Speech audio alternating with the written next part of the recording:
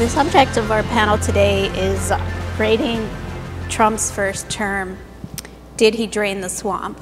And before I ask you guys to give a letter grade for his first term from A to F, I want to ask, what did the phrase drain the swamp actually mean in terms of foreign policy?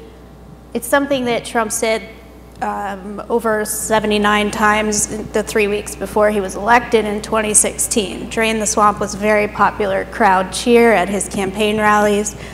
And then he tweeted it about 75 more times in the 4 years after that. We didn't hear a lot about it in this campaign, however. So I'd just like to ask each of you what you think drain the swamp actually meant in foreign policy. Starting, I guess, with you, Daniel. Well, I think the overall idea of draining the swamp was to remove the kind of government apparatchiks who cycle in and out of administrations. They go from an administration back into the private sector, where they make very large amounts of money as consultants for defense contractors and as lobbyists, and otherwise as persons who basically trade on their experience and their credentials in order to enrich themselves. And this is a system, a kind of cycle that we've seen both Republican officials and Democratic officials engage in throughout the decades. The Trump administration didn't necessarily have the kind of success in getting rid of this system that I think Donald Trump himself would have liked to have seen, and that the rest of us would have liked to have seen. So the swamp is an extremely difficult institution to uproot and to drain. Donald Trump at least identified that there was a problem here. He knew that it was something that, in fact, the American people would respond to when he identified it. But in terms of actually fixing it, you would need not only a president, but also an administration that's going to faithfully execute the president's ideas, and also a US Congress, both a House and a Senate probably, that's willing to pass some new laws about this cycle and this rotation, where swamp creatures who get their experience in Washington cannot then cash out on their influence within Washington to enrich themselves and to pervert our policies. So it's a very long battle, and I think it's only just begun. I agree with everything you just said, so I'm going to try to just take it a step further politically. I think one of the greatest problems, and I think that voters had at least identified or emphasized from 2016, is this major disconnect that they felt with Washington. So for all of the reasons that Dan just pointed out, the corruption of the system, people were feeling that Washington no longer represented them. And they saw this when they elected members of Congress who promised to go down there and shake things up and represent them and make sure that their tax dollars were hard at work and that weren't being wasted. And they go down there, and then these guys and gals just disappear, because they disappear into a system in which all of a sudden they are running for re-election again. And so their priorities shift, and they are seeking out, or they're getting courted by special interests, and they need to raise money. And all of a sudden, all of those demands and all of those promises that they made to people back home have been sidelined so that they could win another election, another 2 years in office. And this is where all the lobbyists come in, and they seize upon these people. And next thing you know, the needs and the promises that were made for representing particular districts in America are honed in on the major industries that can afford the lobbyists, which would be a financial sector, that would be the healthcare sector, and then why we're here today is talking about foreign policy in the national security sector. And all of a sudden they become tools of these political creatures that Dan identified. And so I feel people really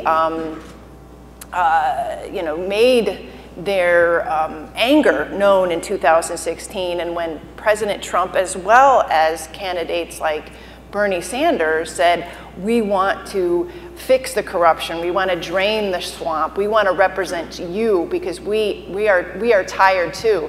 I mean, Bernie Sanders is a creature of Washington, but he managed to sort of touch that nerve on the left, just like Trump touched that nerve. We'll talk more about whether or not Trump actually followed through on these promises, but I think the repudiation of the Republican establishment, the Washington establishment in 2016 was so keen. And I'm here to talk about whether or not that's been followed through, but I still feel that that anger and that disenchantment is still felt by the American electorate. And I think, not to sideline too much into the most recent election, but I think you see the vote totals in real America, and they remained with Trump.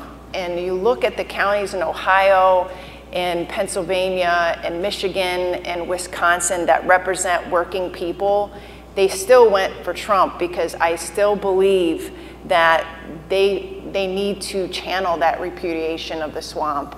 And maybe they still believe that he can do it, even though, as you pointed out, he's not talking about it as much as he was during the 2016 election. Yeah, anything to add to that? Yeah, not too. I mean, I think we're all in pretty broad agreement here on the diagnosis and on framing the problem. But I think that's right. I mean, the president, ran against the foreign policy establishment pretty explicitly, sometimes in pretty dovish ways, sometimes in very hawkish ways, but certainly ran and promised to overturn a bipartisan foreign policy consensus that I think a lot of Americans, again, especially in kind of the interior of the country and in some areas that have been economically left behind, a lot of Americans are pretty questioning, if not outright fed up, with this country's foreign policy direction, really since the end of the Cold War, certainly in the last 20 years. So the president promised overturning that, appointing, I think implicit in that is appointing people to jobs in the foreign policy realm and defense realm in his government who would not be kind of go along and get along, long time, kind of Washington residents, as you said, Kelly, revolving door, kind of in and out of government, whether going to think tank sinecures or lobbyist jobs or defense industry jobs, not turning to that core of people to staff his administration. I'll save the evaluation of that, but I think it's pretty clear for the most part that didn't happen. So now I'd like to ask if you have to give him a grade on how Trump did with draining the swamp, especially on foreign policy. From A to F, what grade would you give him and why? Well, grading on a curve and taking foreign policy as a whole into consideration and not just draining the swamp, I'm inclined to give Donald Trump an easy A. And this is because, in contrast to George H.W. Bush, Bill Clinton, George W. Bush, and Barack Obama, we have not had new attempts at nation building, new attempts at exporting democracy by military force, and new wars under Donald Trump, which is quite remarkable. And it's clear that while, you might say that maybe the first term of Barack Obama was also relatively peaceful compared to his predecessors, the fact is, of course, Barack Obama from the beginning had a very strong impulse to engage in humanitarian interventionism. And it was ludicrous, of course, that Barack Obama was awarded a Nobel Peace Prize as soon as he had taken office, before he had done anything. And it was quite clear that, by having people like Hillary Clinton in his administration, that someone like Barack Obama was easily going to be led into military conflicts. Donald Trump, on the other hand, even when he has had awful advisors like John Bolton, has ignored their hawkish advice.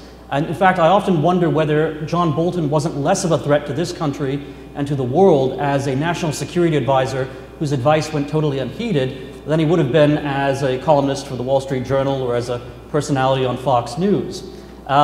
So even in some of the instances where the personnel appointments made by the first Trump administration were disappointing and were perhaps even troubling, nevertheless, they did not translate into the kinds of overreaching policies that they would have under any other president, especially any other Republican, a Bush or a McCain or a Mitt Romney. Now, as far as draining the swamp in particular is concerned, part of the problem is on the supply side, that in order to drain the swamp, you have to get rid of the swamp creatures.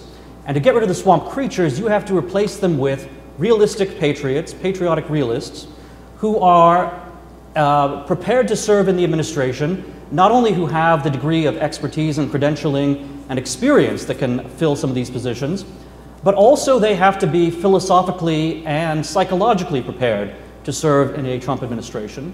And unfortunately, I think all too many people who have good realist intellectual commitments are nonetheless a little too apolitical and a little too distant, especially from the kind of populist non-interventionism that you find on the American right. And that's a problem, because when we have an excessive amount of highly intellectual, very academic, think tank-oriented non-interventionist specialists, it's very hard to get them into an administration which is not run by academics and is not run by centrists, or libertarians for that matter. So there's a great need, if we want to see the swamp actually get drained, to begin to have a supply of qualified, competent, but also politically committed people who can come into an administration, a Trump administration, or a similar one, and sort of sync up with the right-wing spirit of that administration, while also pursuing an America First policy of national interest that gets us out of these 20-year conflicts in places like Afghanistan, and that adopts a much more realistic and restrained foreign policy. Well, I would give President Trump a C.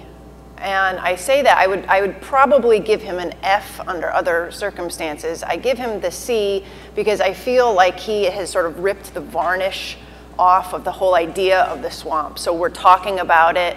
He has an entire base of supporters who talk about it and want to see reforms in Washington.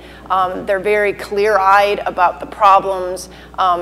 There's an ongoing conversation about the blob now and the political establishment and the elites and how they failed at the wars and how they failed Americans and how without looking harder at the defense budgets and the foreign policy that we will continue to fail. So I think in that spirit, I think he has at least started the conversation, and I'm happy for that because I feel like we would not be up here right now talking about it in more positive terms than they were even like 5 years ago when we had the TAC Foreign Policy Conference. I feel like this conversation, the people that are rising to the level, maybe not as much as we would like to see people populating the administration and higher levels of government, but we see the conversation happening and it's affecting.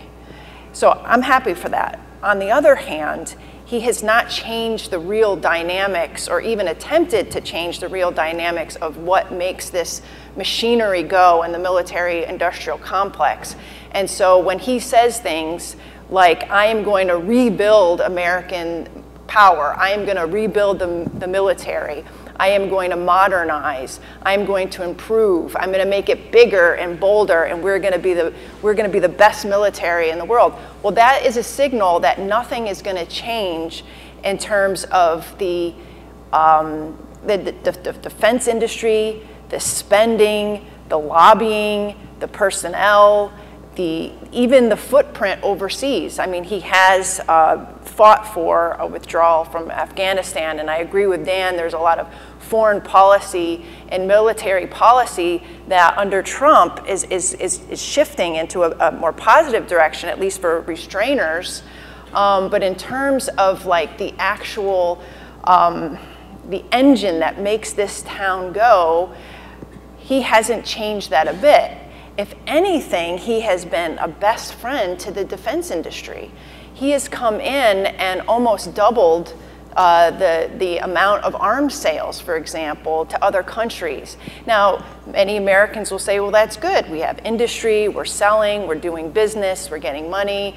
But for us, for the swamp reformers, so to speak, this is a major red flag, because as long as the top 5 defense companies in the U.S., which basically are the biggest arms dealers in the world, as long as they're still pumping out and finding reasons to pump out weapons and gear up for the next war, that keeps the swamp alive with lobbyists, that keeps the swamp alive with this revolving door scenario we have with defense officials going back into the industry and then returning back, and it creates an entire isolated economy that is not built on whether or not we are properly spending our taxpayer money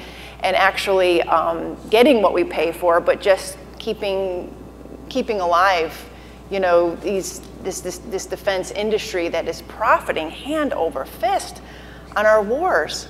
And we can talk more about how that comes back to roost in terms of like future policies and whether or not it's even in the best interests of American people. But I don't think he's, by being a best friend of the defense industry, by putting people in these higher positions who have come right in from industry, like Mark Esper, for example, the Secretary of Defense, came in as he worked for Raytheon. He lobbied for Raytheon, which is one of the top defense contractors in the country.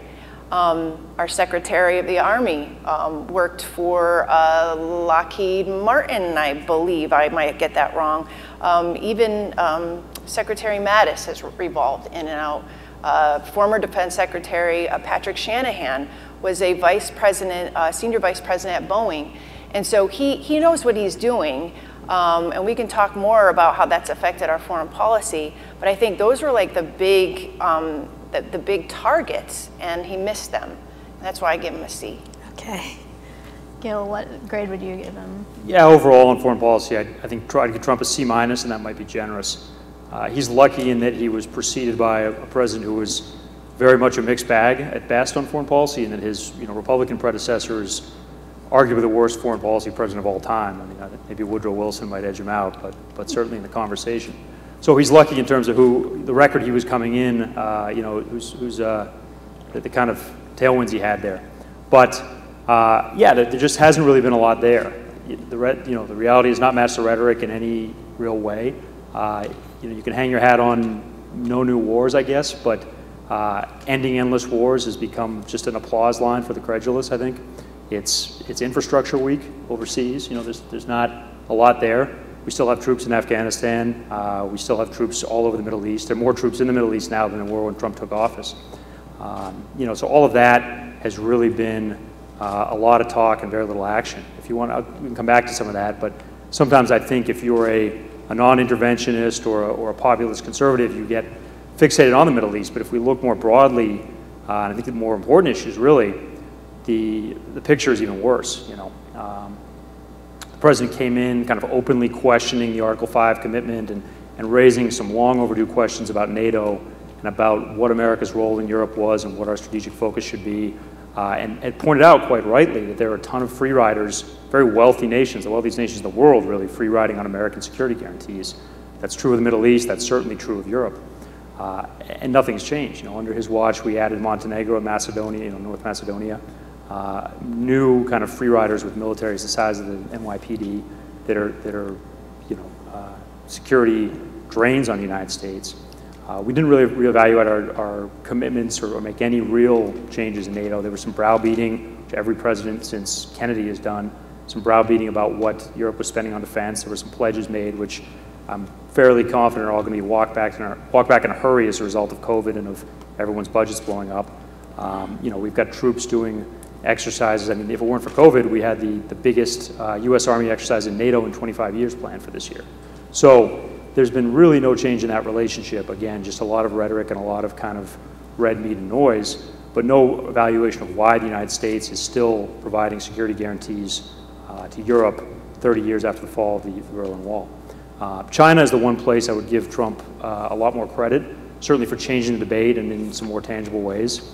I think that the naivete and the kind of idea of this entwined chimerica kind of co-prosperity, I think that was already on the way out when Trump came into office. I mean, at some point, you can't ignore what's staring you in the face, and I think the Obama administration was very dovish and even naive in his first term and a bit less so in the second term.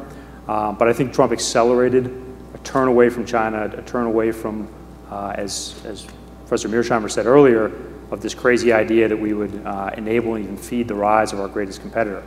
So we'd certainly give the president credit for speeding up that, that realization. But again, I get to come back again to that panel, because I think they hit on a couple of really salient points. I think the competition with China is primarily economic, technological, information, not military. And so banging on about the defense budget and at the same time keeping us economically entwined, decoupling it hasn't happened, even in the wake of COVID. But vast majority of international firms are not really reevaluating the production they're doing in China, not moving, not offshoring, not reshoring in any way. There's been no kind of, certainly no overarching plan in terms of looking at even this hemisphere. Let's look at where could we bring production, not necessarily back to the United States, given labor costs and given everything we're confronting, but even moving production from Taiwan or from Korea or from, better yet, from China, moving things back into our hemisphere, and encouraging the whole southern hemisphere, which has been pretty much out of sight, out of mind for this administration, beyond beating the anti-immigration drum when it's convenient. We would benefit tremendously by a sustained program to bring manufacturing and encourage economic growth in Central and South America, in as much as we're able to do that. So I think there's been some positive things on China. I think it's great that we haven't started another war, and Libya was one of the worst things what President Obama did. But at the same time, we've escalated the drone war, we've escalated in Somalia, we've got troops in Iraq that are borderline hostages to the Iranians, depending on what direction things go. And we came very close, I think, to 2 wars, both with North Korea and with Iran. So if you're going to be an arsonist and then stamp out your fire, I don't give a lot of credit for that. So yeah, like I said, maybe a generous C-. All right, so a few good points raised there in your answers that I wanted to dig into a little more. So Trump supporters obviously point out that he's the first president in 40 years that hasn't gotten the U.S. into a new war. On the other hand, we have more servicemen and women in Gulf states now than we did before. He's fallen short of some of the campaign promises he made in 2016. He's now saying he'll take the troops out of Afghanistan, but all these things are in the future tense. So I'd like to ask each of you why you think it is that he hasn't been able to deliver on some of these things that he said. What is going on? Where's that failing happening? And how could potentially, if we had another realist, restraint-minded president, how could that president succeed where Trump has sort of succumbed to the swamp in those areas where you think he has? Dan, I'll start with you. Well, as I alluded to earlier, you certainly need to begin with the right personnel, and Donald Trump has now begun to find the right personnel. I think we should all be very encouraged by the president's recent appointments with respect to the ambassador to Germany, Douglas McGregor, and the ambassador to Afghanistan, William Ruger. Now, these appointments have been held up. They have not, gone forward in the midst of the election and everything else that's been happening. But if indeed the courts rule in Donald Trump's favor in these upcoming election challenges, and we do in fact have a second Trump administration, then I think you're going to see an acceleration of good appointments that will allow the president to follow through on the things that he has wanted to do. And it's going to replace the various generals and the swamp creatures that Kelly had alluded to, who all too often were at veto points in the administration in the first term. And how does that happen? Well, personnel is a sort of chain of influence. And when you appoint someone to a presidential advisory position or a cabinet position, you have to think several steps ahead. Not only does the person you're appointing have to be good, not only does that person have to represent what you have pledged to do, but the person that your appointee is going to appoint also has to be good. And I would even say that you need to take it at least 3 links down the chain, so that the person that the appointee appoints also has to appoint someone who's good. This is very hard, and the only way you can get that degree of commitment to a political program is if you have a very wide network that's very well established and that reinforces itself at various points. And that's going to be a network that extends not only in politics and in appointed offices, it's also going to have elements within the media, it's going to have elements in the academy, and so forth. Now, we've seen over the past decade that realism, non-interventionism, America first, broadly speaking, has begun to establish institutions and networks that can help to provide these links in the chain. And this foreign policy conference is a testament to that. But it's also a testament to the weakness in forging the links in those chains. Because again, you have this tendency to, for people to adopt a kind of Platonic ideal or an academic construct, or have a very idealistic idea, a very idealistic target in terms of what can be achieved in Washington, especially if you want to, really turn the ship around. This is a massive ship that takes a lot of, struggling with the wheel in order to turn its direction. The idea that you can achieve anything very dramatic in just a couple of years is extremely unlikely unless you have, this radically different network that's ready to snap into place as soon as you get elected. So again, I think the Trump administration needs to be viewed as an important beginning, a very promising beginning, and there are so many great signs with appointments like McGregor and Ruger that a second Trump administration is going to be able to go forward and achieve these things. Now, I'll wrap up just by saying that there is this need as well to break the media bias against not only Donald Trump, but against any kind of serious change in our foreign policy. We saw early on that the best press Donald Trump ever received from the television networks and from the major newspapers was when he bombed Syria. So when he reverts to what seems to be the norm for other presidents in both parties, the media praises him. When, on the other hand, Donald Trump talks about getting out of Afghanistan, what happens? Well, it turns out that the neoconservative press and the establishment liberal press, they all gang up on him. They all say, oh, this is precipitous. How can you possibly get us out of Afghanistan after only 18 years?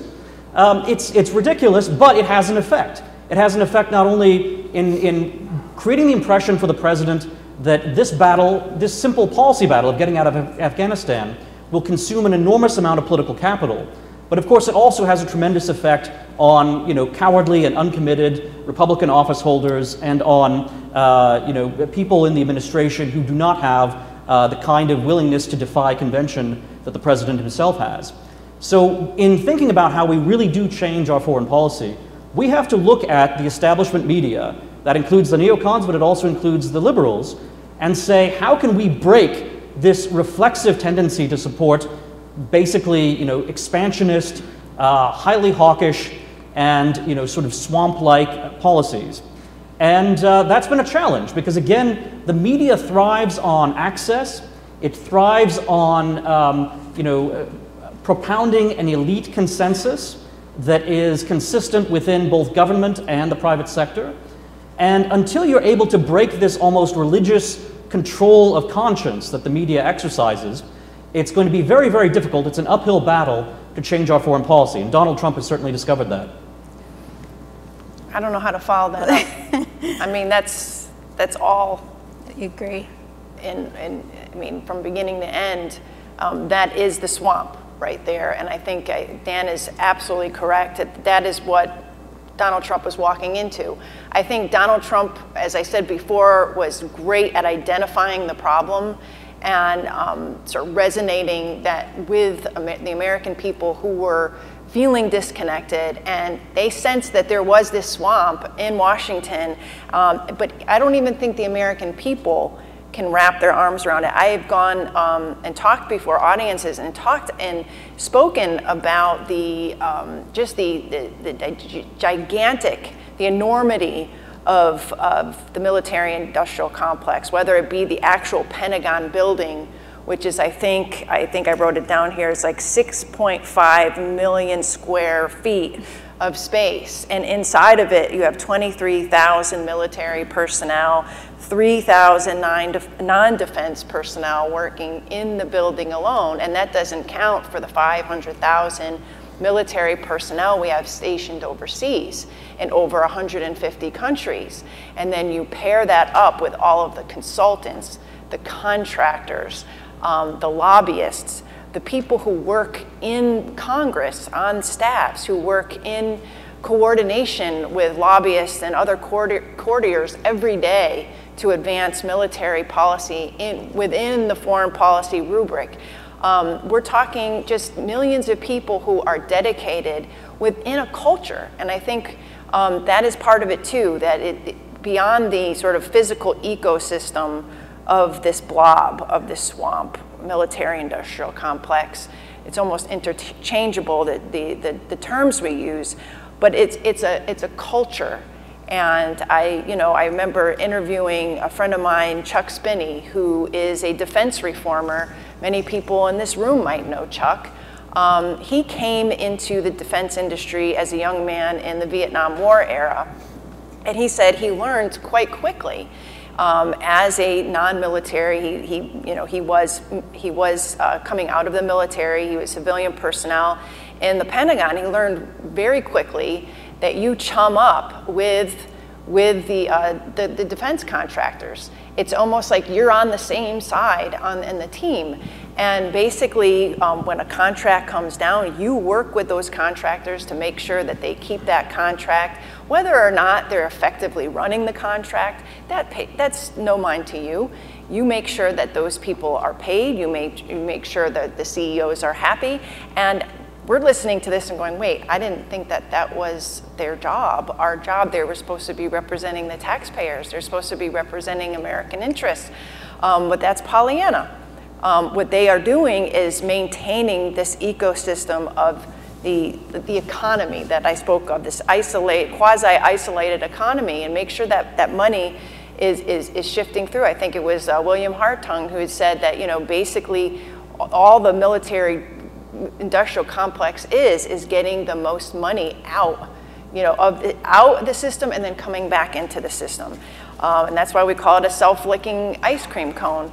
So if you have a culture in which you're inculcated to be working hand in glove with military contractors and members of Congress to make sure that the policies and the regulations, the administrative state is basically writing the laws and the policies that will assist that money going into the private sector and back in. You don't have much interest in pushing a policy that would take us out of war.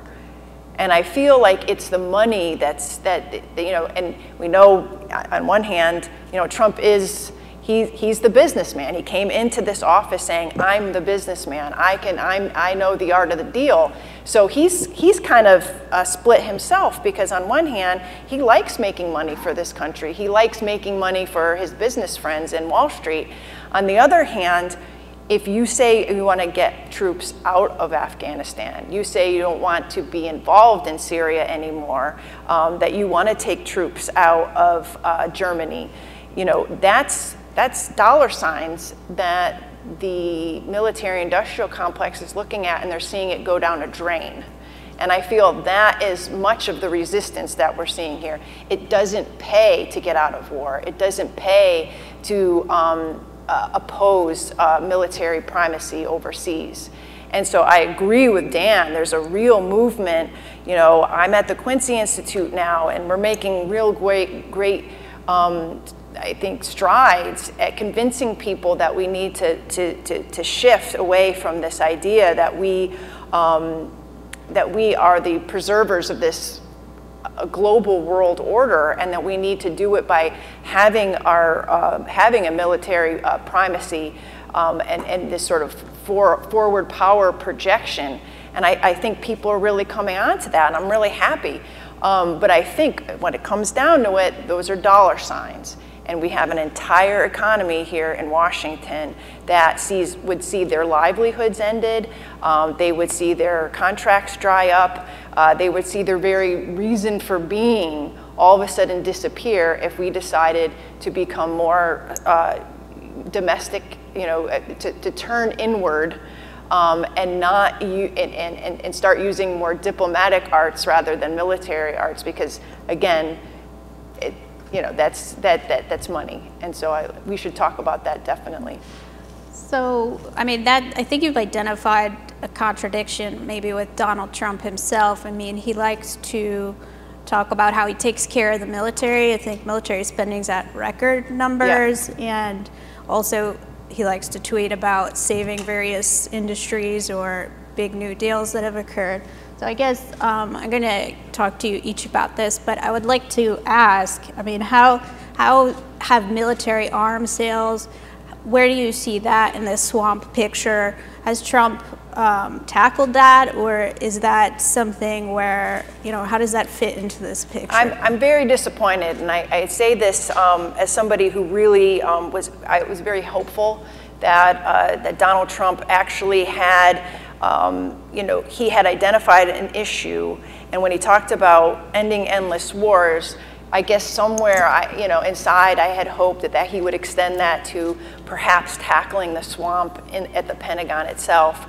But what he has done has made it a lot easier for major arms manufacturers like Raytheon, like Boeing, like Lockheed Martin to have special access to the White House. So when he brought in Peter Navarro, for example, who is his trade guru, who we all know from, you know, his, you know, representation of Trump's COVID policy and being very tough on China, what he was also doing was really greasing the skids for Raytheon and other arms dealers to get, you know, to get their sales to Saudi Arabia, for example, and the UAE.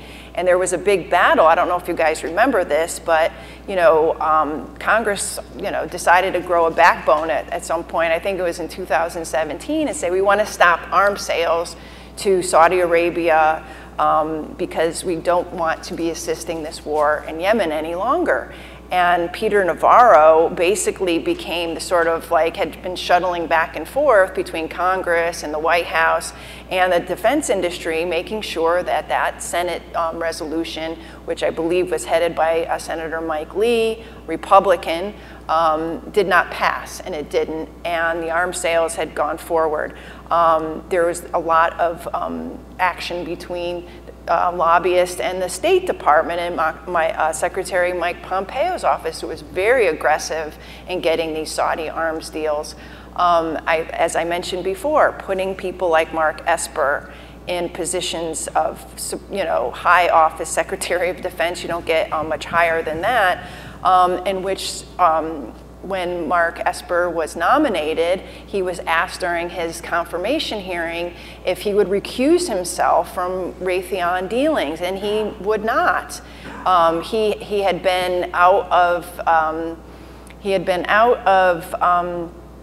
whatchamacallit, he revolved so much, I'm starting to lose it. He had been in the military, he left for private sector, he came back, and, or before he came back, when he was, you know, he had been in that grace period with a cooling off period for 2 years. Like when you leave government, you're not allowed, or when you come back, I'm starting, the cooling off period, you cannot lobby, you know, your old comrades or your old colleagues in the government for 2 years. That's the cooling off period, but it's very fungible. So they found ways to say, well, lobbying is not really, you know, if you're consulting, you're really not a lobbyist. And, you know, he had met his almost 2 year cooling off period, and they asked him in his confirmation hearing, will you extend that cooling off period? Because it wouldn't look so good if you're the Secretary of Defense and you're advocating for more business for Raytheon, and he wouldn't do it. And Raytheon has benefited tremendously, not just from, you know, Secretary Esper, but just from the sort of open access that they've had to the White House. That's very disappointing to me. It was disappointing that his predecessor, Patrick Shanahan, came in right from Boeing and was literally putting his thumb on the scale for new Boeing fighter jets, the F-16s. And so I feel, you know, I'm disappointed. I also am disappointed that the Trump administration seems to be using arms sales for vehicle for his own foreign policy. He, as you see most recently, he has pressed for these normalization deals between Israel and Gulf states. The biggest one was obviously the UAE. Well, guess what? Within the package of the deal, we find out that the UAE was promised access to F-35s. Well, that really upset Israel, and they said, no, if you sell F-35s to UAE, that's going to hurt our qualitative military advantage. So what do? They come to Washington, and they start hammering out a new deal with Mark Esper, who then promised them, promises Israel more advanced technology. And so then we find out that Qatar wants F-35s. We find out, you know, Bahrain is looking for a little bit here. And so I feel like this is, you know, William Hartung called this, you know, the Abraham Accords, or really just the arms dealer, or the arms accords, I think he put it. But really, it's a real bounty for defense contractors when Trump is going on and he's sealing these ostensibly foreign policy or these diplomatic agreements, but they all come with little sweeteners. And the sweeteners are selling weapons to Gulf states like the UAE or Saudi Arabia that go and then bomb civilians in Yemen. Does that represent our American values? I think there are a lot of people in this room who would say no.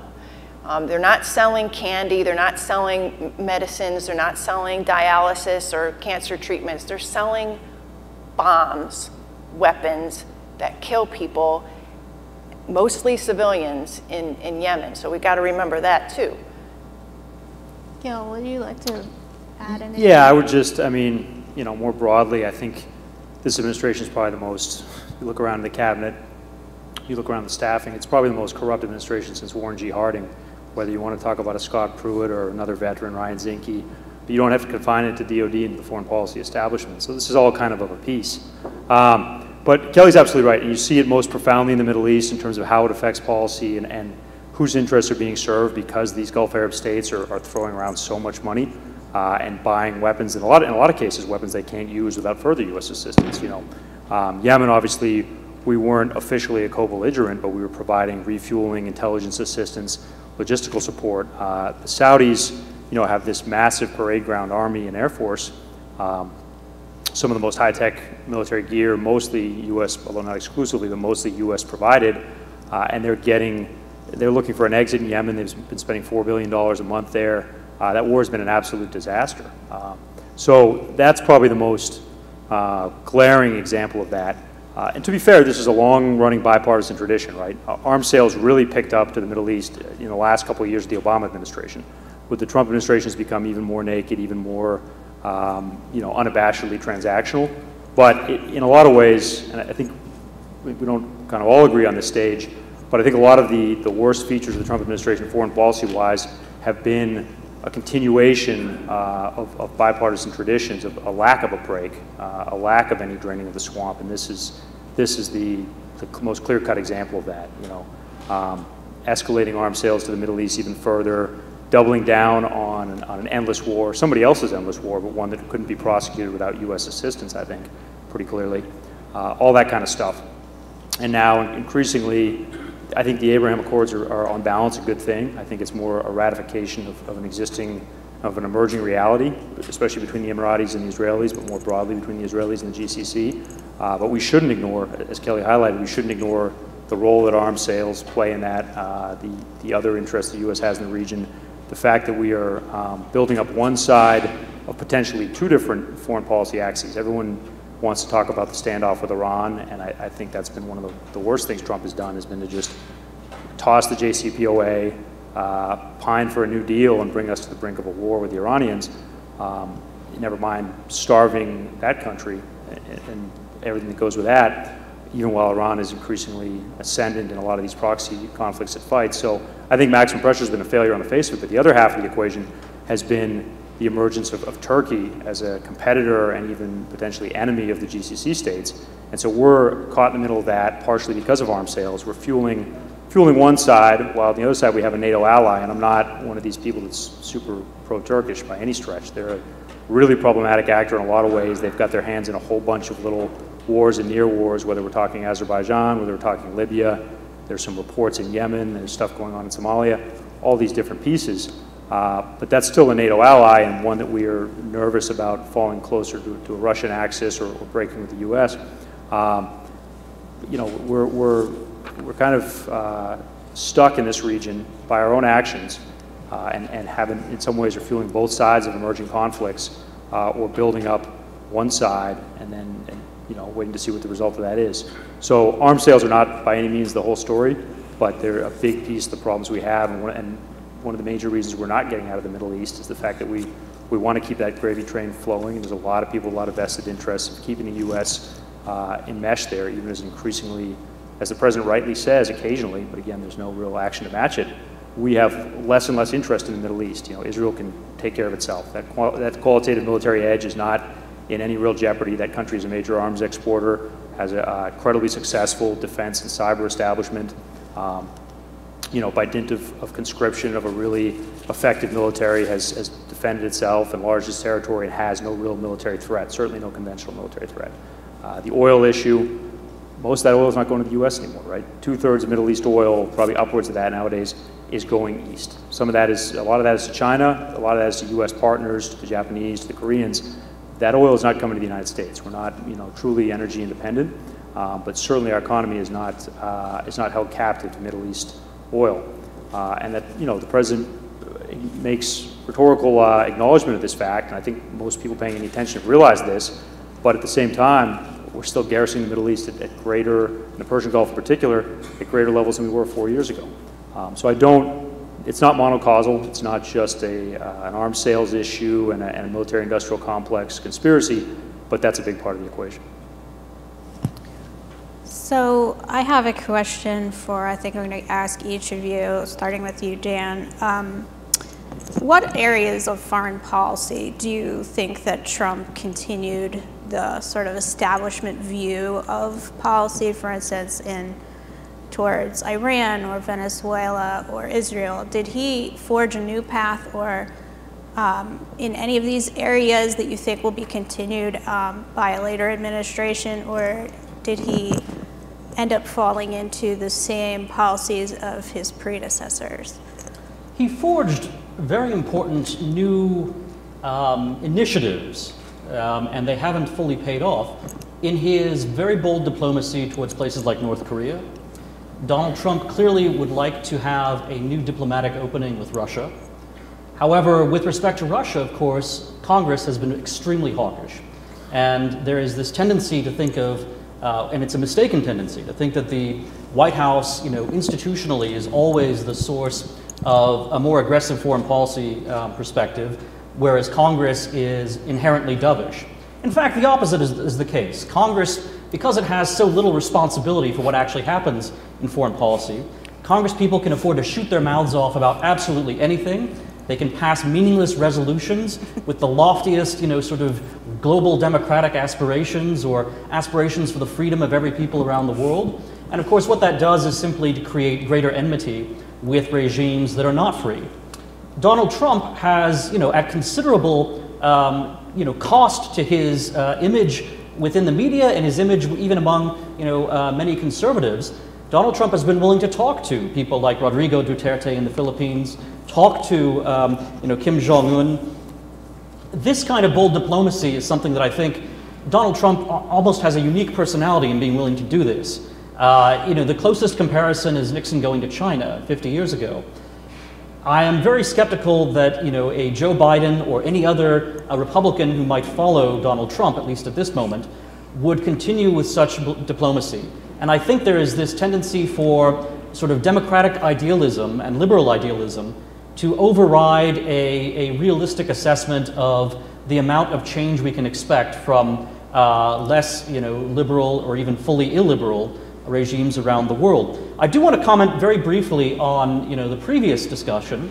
It seems to me that, you know, one of the challenges before America Firsters or non-interventionists or whatever we want to call this broad spectrum of people who want greater restraint in our foreign policy, one question is, where do you fight your battles? Because you can't fight, in terms of policy, every battle, you know, to 100%. You cannot commit the same resources to one political conflict as opposed to another. You have to pick and choose.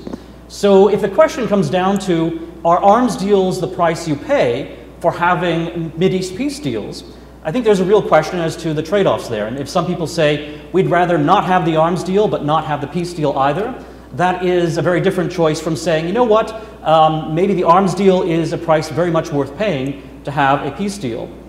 And then Kelly had brought up, I think, a very important, you know, sort of fundamental question, which kind of casts all of presidential policy and all of congressional policy, all of what Washington does, into a, you know, sort of long-range perspective. When we talk about the military-industrial complex, especially in this context, we tend to focus on the military element. But the industrial element is actually, as important, if not more so. And by industrial, I don't just mean the sort of corrupt interests of, favored contractors. I mean that in many respects, the only industries our country has left are those industries that are connected to the military. Certainly they seem in many cases to be the strongest industries we have left. This is obviously a tremendous economic as well as political challenge to us, because if we think that we want to get rid of these military-industrial complex entities, Raytheon or whatever, the question becomes, where did those jobs go?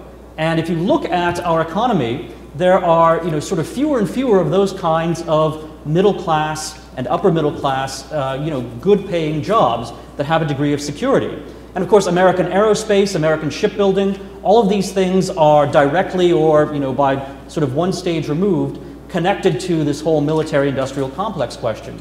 Similarly, with respect to the number of people in the armed forces, the armed forces are still one of the very, very few paths that are open to Americans with only a high school education, or even without a high school education, to get into the middle class and to live a life with a degree of economic security. You have health care, you have child care. This is a good, sort of traditional, sort of 20th century idea of the kind of life you can lead as an upwardly mobile, but not, a sort of skyrocketingly mobile, just someone who's moving up from the lowest rungs into the middle class.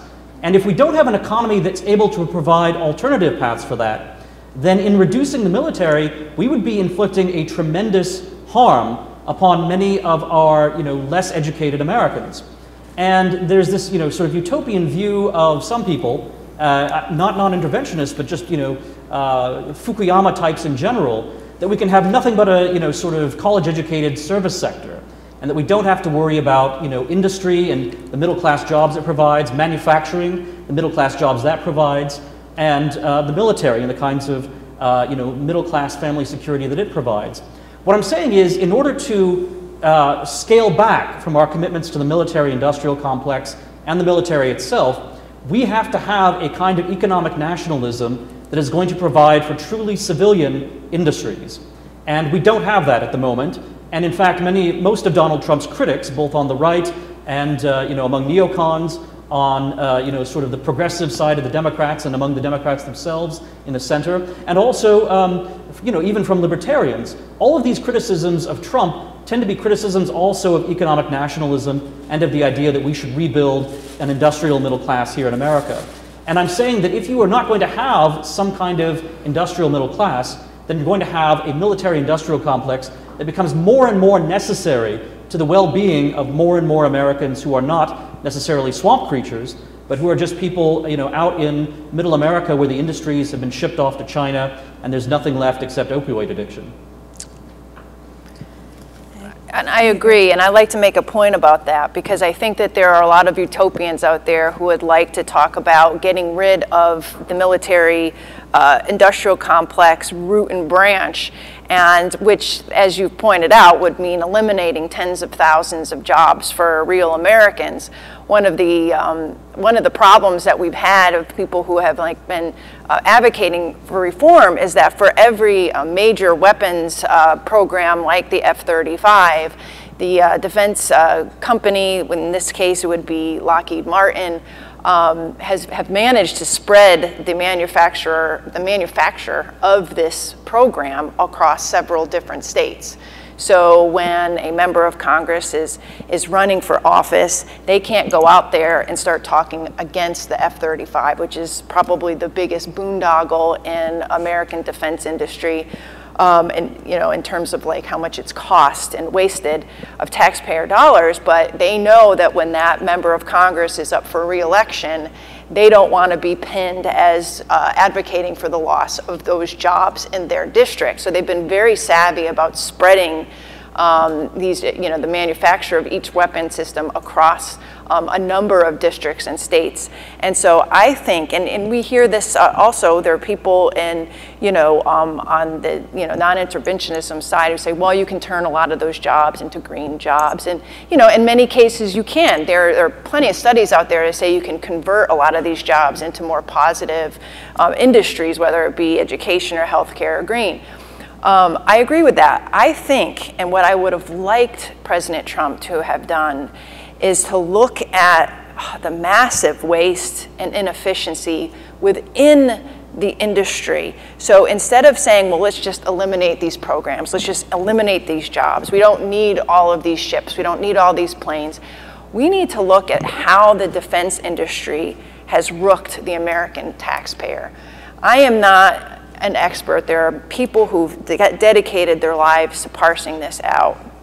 But the fact that one system like the F-35 has managed to cost billions and billions, and they're saying it'll be like 1.5 trillion in lifetime costs for that one plane. When you look at why, it's a lot of no-bid contracts, first of all. Then you have the cost-plus structures of these contracts in which, the contractor comes in, they say, well, this is our plan, we're going to build this plane, we're going to build this ship, and then all of a sudden, 24 months later, oh, well, we got to use this technology, and this is going to cost us more, and oh, we didn't anticipate this cost, or this is going to, and next thing you know, you have these ballooning costs. And are these costs, or is this profit that the company is making, is it going to the American worker? No, because they're just doing more with less, just like every other industry in this country. And so you see the profits for the executives of these companies go up and up, the bonuses go up, the board members getting hundreds of thousands of dollars a year just to sit on a board, while the actual the workforce is shrinking or remaining the same. And I would like somebody to go in there as a reformer and say, I want to look at our procurement policies, our acquisition policies, and this is a labyrinth of hurt, because I have talked to people who have been whistleblowers within the Pentagon and with other government agencies, and we're talking about a culture that I explained where you keep your mouth shut or you lose your job. If you want to go anywhere in the federal government, you don't rattle the cage. Getting through all of that, but I think that we can still maintain our military prowess. We can maintain a predominant and actually a real healthy military base in terms of our personnel, as well as our weapons systems, our equipment, everything. But we can probably do it for less. And I think looking at how we've been getting ripped off by these contractors is a way to go. But I imagine that it's going to take somebody with a real mettle to do this. The Trump administration actually hired, and I forget his name, they actually hired or appointed an official in the Pentagon to oversee, potential savings in the Pentagon budget. And once he started doing it, guess what? He lasted, I think, 18 months on the job, because he started going to the service branches and saying, well, you can save money here and you can save money there, and what's this redundancy over there? And next thing you know, all the political forces started working against him, and he was out on his keister.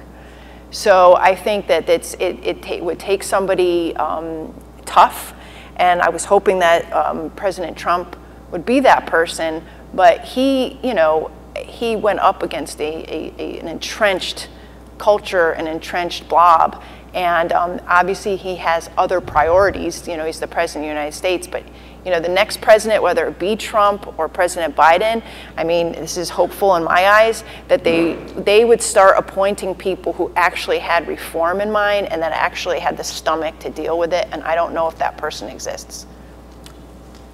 Yeah. I think Dan and I are probably big picture in violent agreement on the need for industrial policy in this country and the need for a real sharp turn in terms of how the U.S. economy is structured and what it's providing in terms of broad-based prosperity. But I would take issue with the rest of that, in the sense, I think, Dan, I don't want to misconstrue what you've said, but I think I would say it's almost exactly inverted.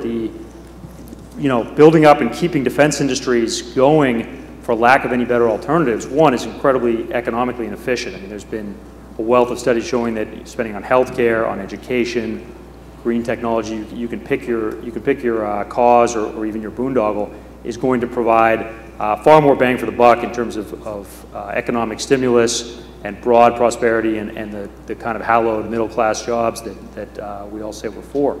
So one, there's that, and two, keeping these companies going and providing them, these foreign markets and a lot of this kind of political maneuvering, a lot of the time has a really negative long-term effect. I mean, there's been some good stuff written in the wake of the Boeing civilian jet disasters about how that company was essentially hollowed out from within, went from being an engineers company to a financial engineering and sales company in terms of Boeing's internal culture, and how that changed as the defense wing of Boeing ate up the civilian side. I think the New Yorker, the Republic had great pieces on that in the wake of those disasters. So when we incentivize, when we start showing the world and really we only have, the only thing we can sell that anybody wants in terms of high-tech advanced manufacturers is defense goods, is weapons, that's the end result of that. Those weapons are sold sometimes because of the actual capabilities, but often, as we said in alluding to the F-35 and the Abraham Accords, often because of other political maneuvering or subsidies or handouts or Buy American grants we're giving to other countries. Again, the Middle East is foremost, but it's certainly not the only case.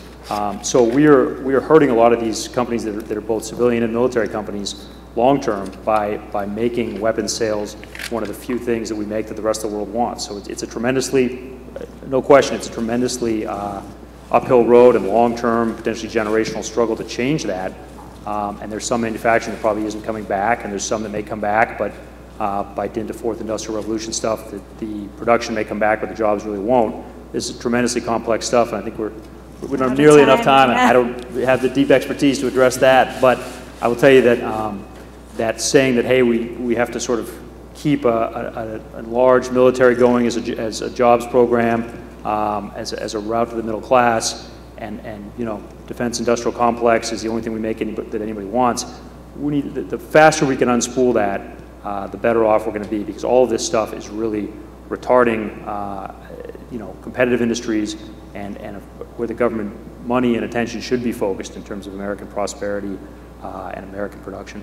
Yeah, I'll just say I don't really disagree with what Gil has just said. The only thing I would add is that you can't beat a horse with no horse. Sure. And so, you see the immediate impact when you close down a Boeing factory, when you close down a Lockheed Martin factory. We have to have in place already some sort of domestic or sort of civilian-focused industry that's able to, well, not only is it going to pick up the slack, but honestly, it will be drawing the best minds and it will be drawing the best talents out of the military-industrial complex into something that's more promising. But in order to do this, we're probably going to need the kind of R&D investment in sort of civilian trade policy and industrial policy that is something that's been anathema to most of American politics. Just as we have, both sides, left and right, invested in the military-industrial complex, they're also sort of disinvested and rather hostile to the idea of a sweeping industrial policy. Just yesterday, there was a story in the Wall Street Journal in the business pages talking about how America is losing its chip manufacturing to East Asia. It's been going on for a while, but it's accelerating, it's getting worse. Intel, has been making chips here in America. We've had other chip manufacturers as well, but they're losing ground. And, in the second paragraph of this story, and it's in the Wall Street Journal, which of course is not exactly a, Pat Buchanan protectionist kind of publication. Well, the second paragraph of this story says one of the reasons that we've been losing chip manufacturing to these East Asian countries, not just China, although China's now, sort of rising most quickly, but also South Korea, Japan, etc., is because those countries invested government money and government power into capturing those industries. And we have to worry about corruption, yes, we have to worry about, sort of perverting the free market process, but we do also have to think about how our industries are able to compete or are unable to compete with what's going on around the world in terms of how governments are putting their thumbs on the scales in order to support their industries. And even though there's a sort of perfect libertarian answer to this in the long run, in the short run, when you're dealing with real industries and real jobs, that kind of long run, you know, sort of infinite time horizon just doesn't exist. And you have to deal with the concrete realities first. Yeah, infrastructure would have been a nice start. We're talking about that for 4 years, right? Well, I'm afraid we're out of time. I really appreciate it. I feel like we only just scratched the surface of this topic. We didn't get to the regional questions you were asking. I'm sorry. That's okay. Thank you, guys. Thank you. Thank you, Barbara.